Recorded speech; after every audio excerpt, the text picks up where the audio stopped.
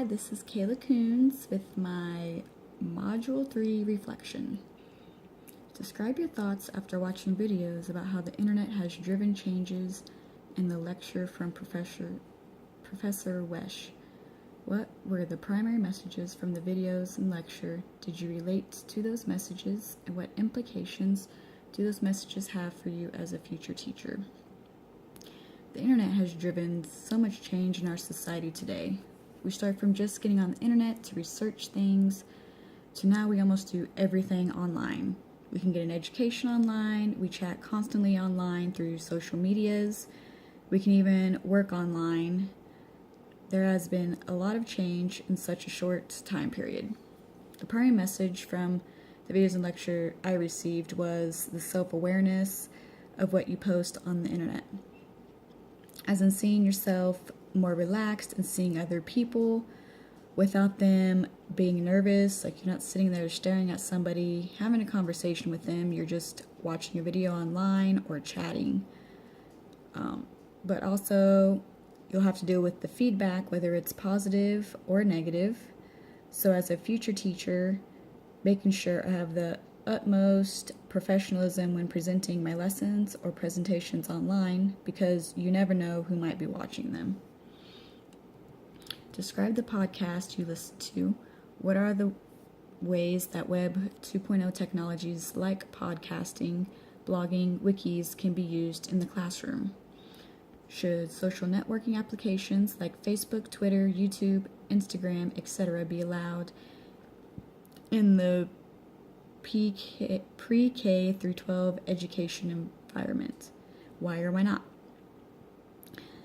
The podcast I listened to was a TED Talk, Every Kid Needs a Champion, with spokesperson Rita Pierson, who is a teacher herself, and her mother was a teacher as well.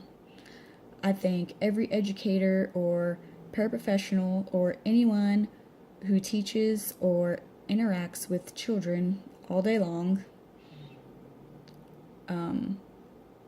should listen to this podcast. It has some humor to working with children.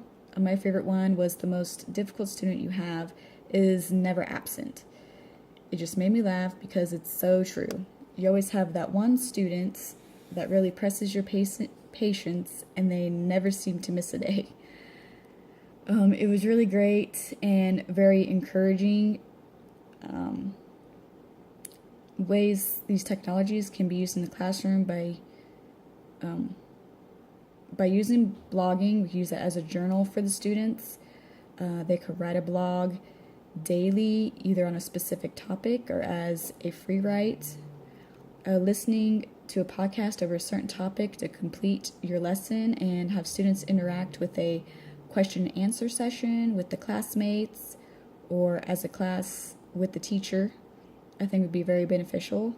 I'm not sure about Facebook or Twitter in the educational environment because they can be very distracting and get students off topic.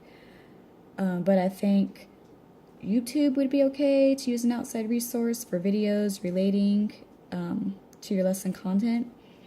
I think Instagram can also be a good resource for the class to use as a whole and have your class its own account. They can either post pictures of the activities they're doing or projects they're finished, or post ideas of their research projects as well with an iPad. Which cloud-based bookmarking tool did you utilize and what were your thoughts after using it? I used the bookmarking tool Reddit. I'm so used to using the bookmark option from Chrome, so I'd have to get used to using Reddit or get in the habit of using a bookmark tool similar to it. I like the idea of being able to access my bookmarked websites from any device rather than having to use the same one to access them. There are so many different clouds out now today. I mean, you can have one for music and one for your files, and now you can have one for your bookmarks. I'm sure I'll be surprised of what we will have next. That is my Mod 3 reflection. Thanks for listening.